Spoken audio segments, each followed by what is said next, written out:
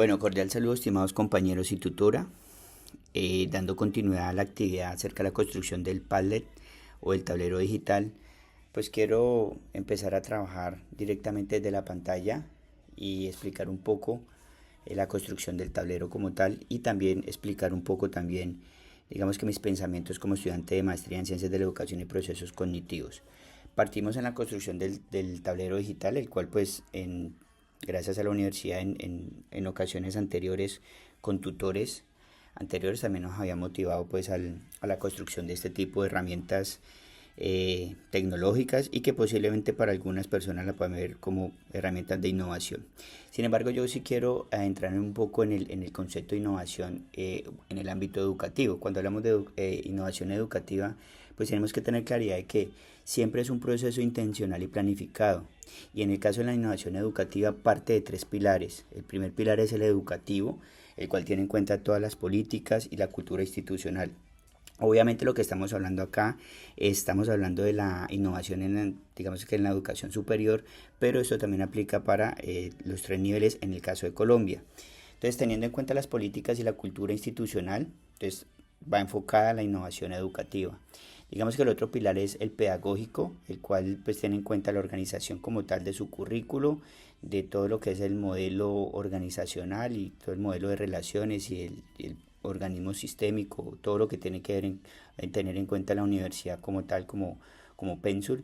Y por último, pero no menos importante, el didáctico. Sí, digamos que dentro de las herramientas didácticas se tienen los contenidos, los métodos, los recursos y obviamente siempre se va a tener en cuenta la evaluación. Si bien sea evaluación formativa o sumativa, pues siempre se va a tener en cuenta. En ese orden de ideas, compañeros y tutor, pues yo sí quiero empezar a trabajar o a darle mi opinión acerca de los recursos que nos sugirió la tutora.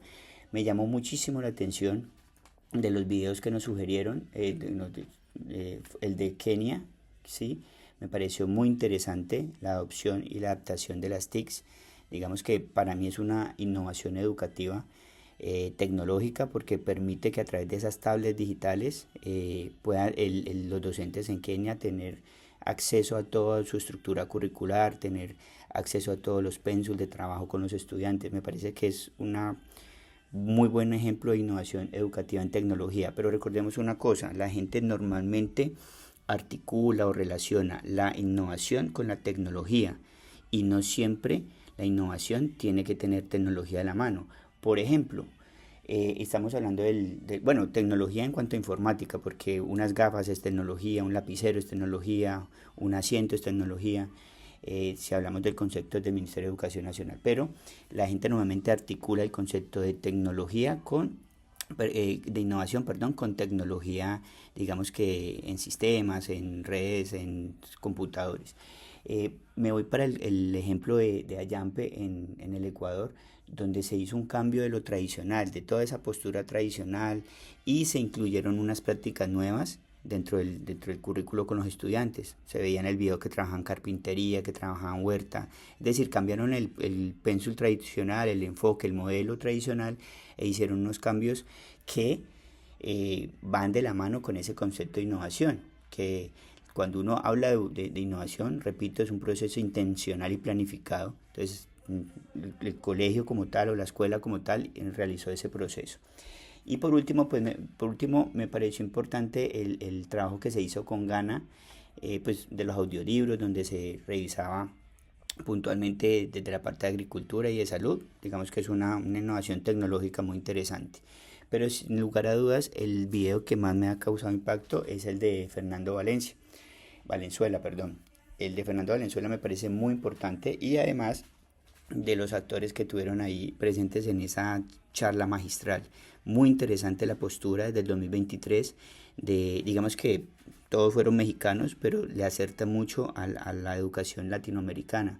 Me parece muy interesante, me llevo muchas cosas positivas.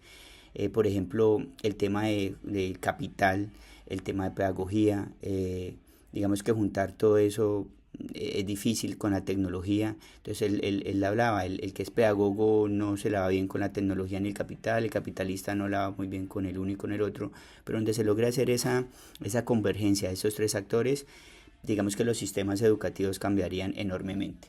Dando continuidad entonces al trabajo que se realizó, pues veamos a ver qué es innovar en la educación superior, cómo distinguir entre innovación educativa, pedagógica y didáctica. Hay unas condiciones y hay unos cambios o unos planos que se tiene que tener en cuenta. Por ejemplo, el plano subjetivo. Para mí, la persona o digamos que el actor más importante dentro del proceso de innovación es obviamente el docente.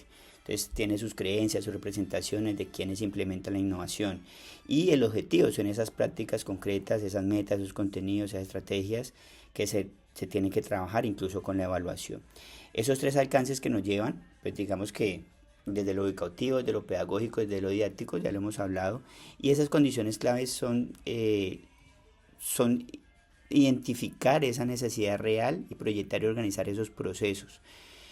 Puntualmente, del trabajo que se realizó, que se miró dentro del artículo mencionado por la literatura o el estado del arte que nos mostraron allí, pues el trabajo que se hizo con los 105 docentes me llamó mucho la atención que predominó un bajo dominio conceptual y metodológico de los profesores. Entonces hablamos que las tres cuartas partes de los docentes no habían participado en algo tecnológico, y pues estamos hablando de Fernando Valenzuela, donde dice que los colegios o los establecimientos educativos, o en este caso la universidad, está enseñando con metodologías del siglo XIX para gente del siglo XXI. Entonces esto me llamó mucho la atención. Me llama mucho la atención porque obviamente pues va de la mano con el tema.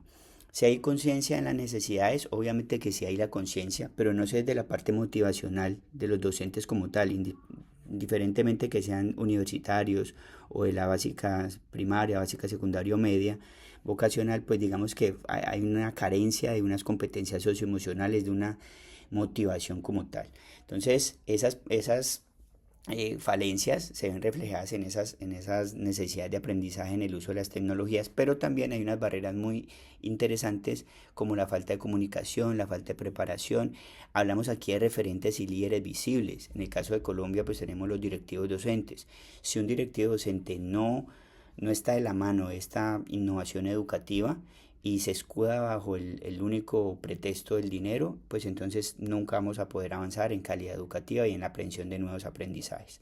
Entonces, digamos que los docentes proponen proyectos de investigación que les den el tiempo, socializar las experiencias y que por favor pues obviamente los líderes sean muy visibles.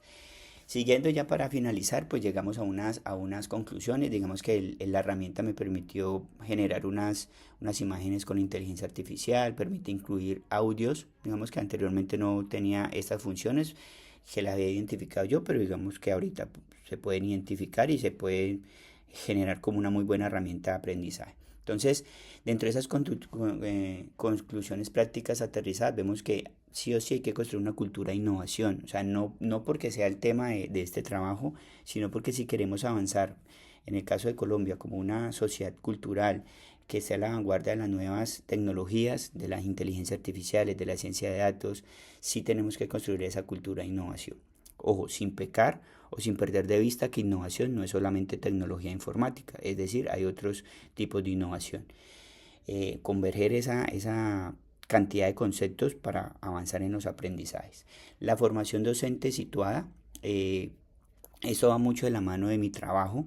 Yo acá en Colombia pues atiendo un departamento, perdón, de que tiene varios municipios, y digamos que la formación docente yo siempre trato de incluir la innovación educativa como experiencia significativa y particular. Cuando yo socializo los resultados de las evaluaciones que nosotros aplicamos, integramos la inteligencia artificial para la construcción de los planes de mejoramiento. Entonces tenemos profesores de avanzada edad, digamos que ya llevan muchos años en el magisterio, pero que tienen esa motivación y esa voluntad de aprender, y algunos, la gran mayoría, quieren aprender y algunos llegan a esa utilización de herramientas.